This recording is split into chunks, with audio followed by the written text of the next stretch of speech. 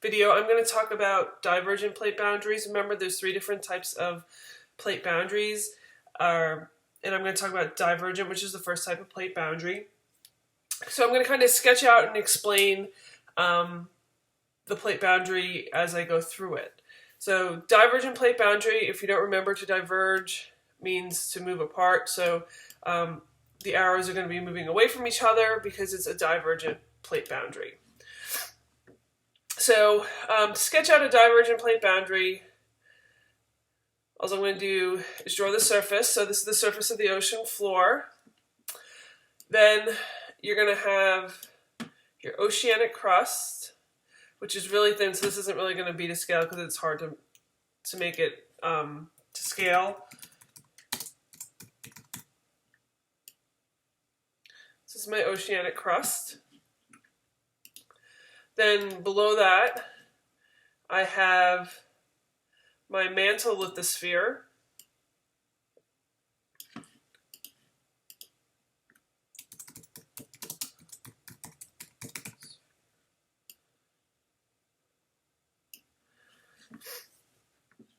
And then below that is going to just be the asthenosphere.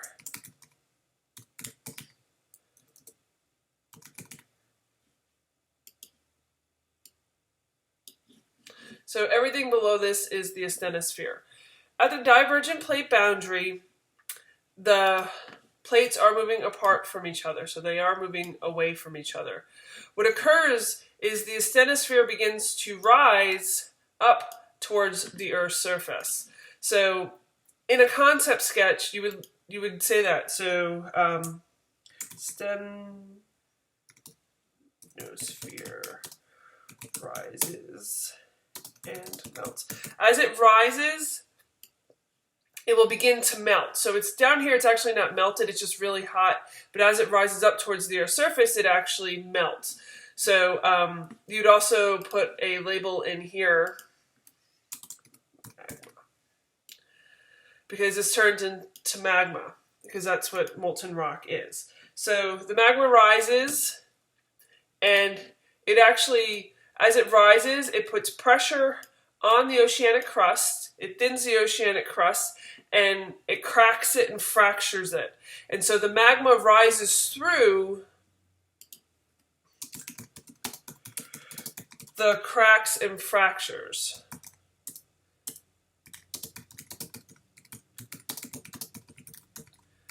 So normally I won't be typing this much. I'm just doing this kind of illustrating concept sketching to you. But this is, so magma, and I'm going to draw a little arrow to that. So magma rises through cracks and fractures in the crust. And that's what actually causes it to diverge and push apart. So if you look at this picture here, you can kind of see that my mid-ocean ridge, which I will label. You can label mid-ocean ridge as MORE. It's the abbreviation for mid-ocean ridge.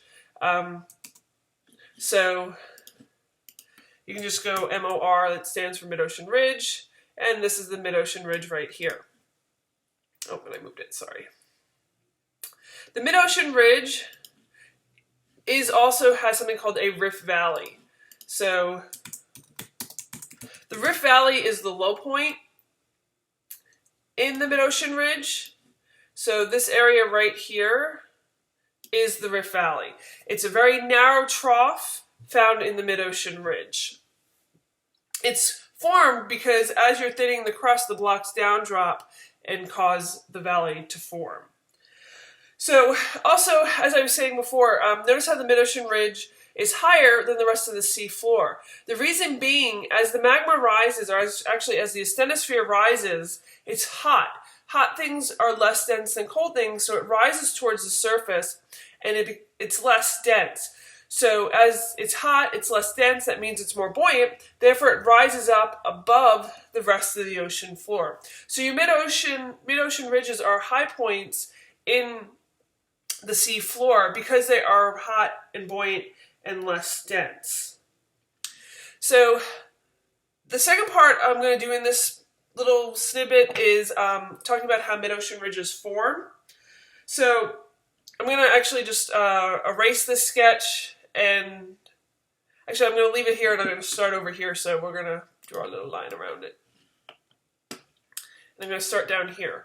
So now basically, how do mid-ocean ridges form, or how do continents diverge? So a lot of times divergent plate boundaries start in continental crust. So you start with a continent.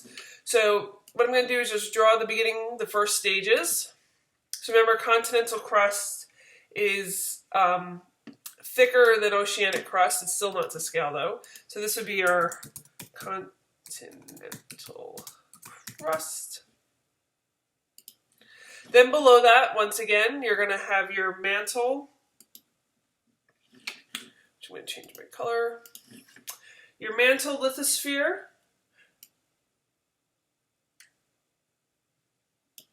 Which we will label.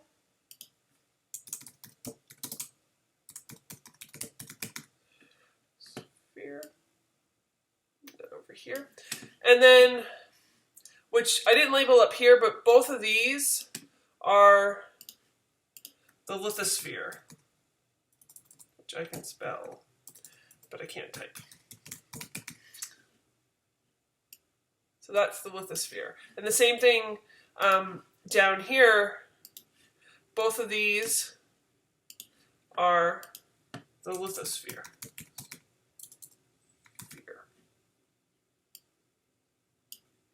Then once again below that is the asthenosphere. So what happens is, which we don't know why it happens where it does, but the asthenosphere begins to rise up towards the Earth's surface again.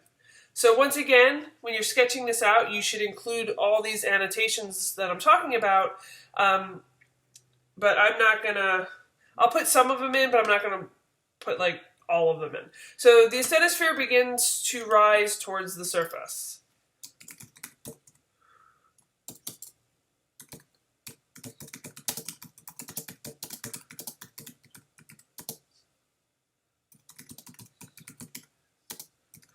And it causes an initial uplift, which is what I drew. So the asthenosphere rises towards the surface and causes the uplift. So this is the uplift. So you can see how the asthenosphere is rising up, pushing on, and it's actually going to form cracks in the crust because it's pushing up on the rocks, and the rocks are brittle, so it's going to crack the rocks and fracture the rocks. Then the next stage would be basically, as this occurs, it's pushing up and it begins to thin the crust. So basically you start forming a rift valley in the crust. So here is my continental crust, which I'm going to abbreviate, and then below that is going to be, your mantle lithosphere, which is going to be really thin by this point.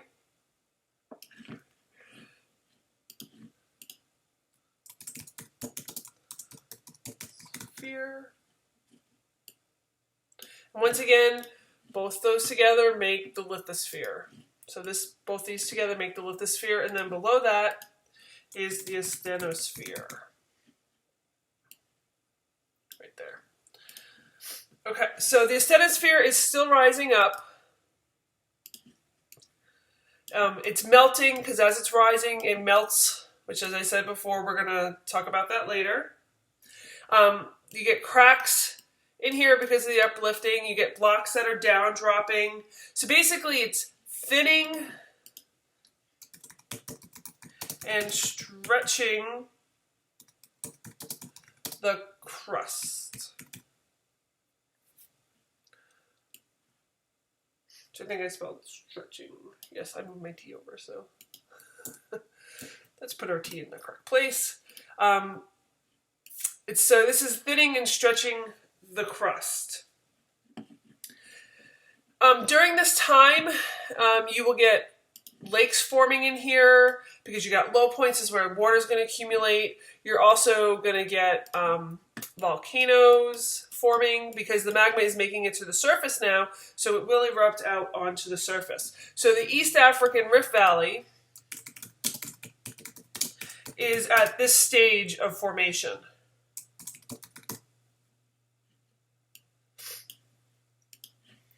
The next stage, basically this is going to continue, which I should put my arrows in, so this is causing the plates to diverge, pushing them apart, because it's thinning and stretching the crust.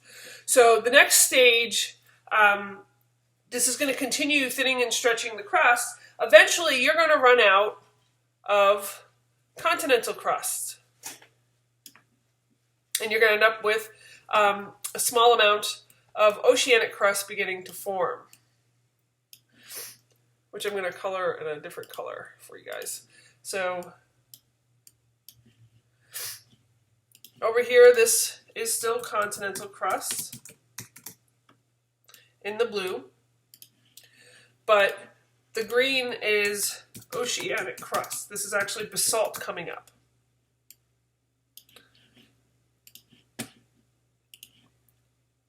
So that's the oceanic crust.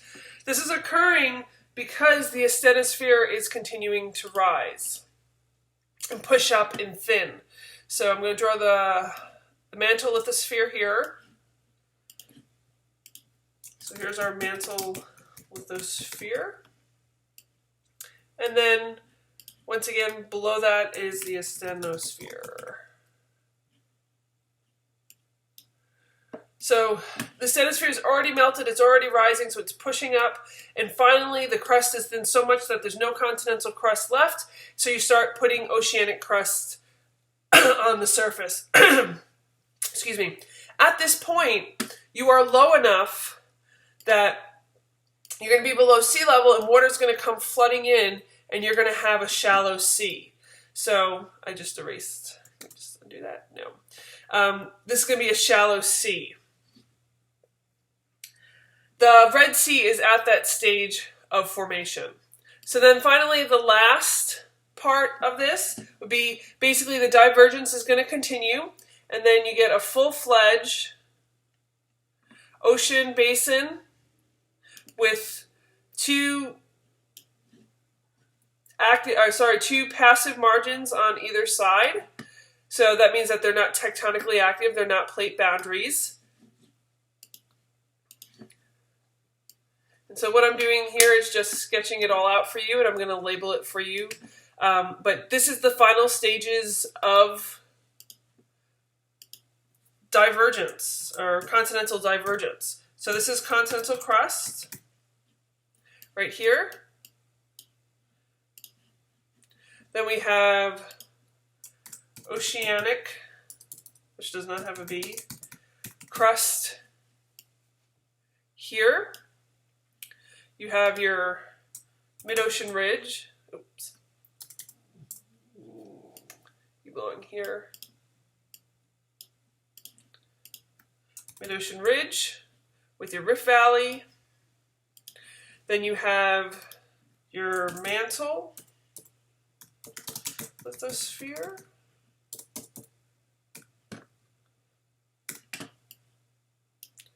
And then below that you have your asthenosphere.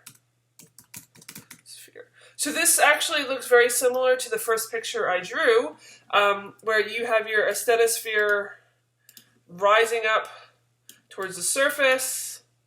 And so you got your divergence, your plates are diverging, and you have a full-fledged ocean basin on either side with, as I said, two passive margins, because these aren't plate boundaries. Passive, remember, means they're not tectonically active. Nothing is happening at these margins.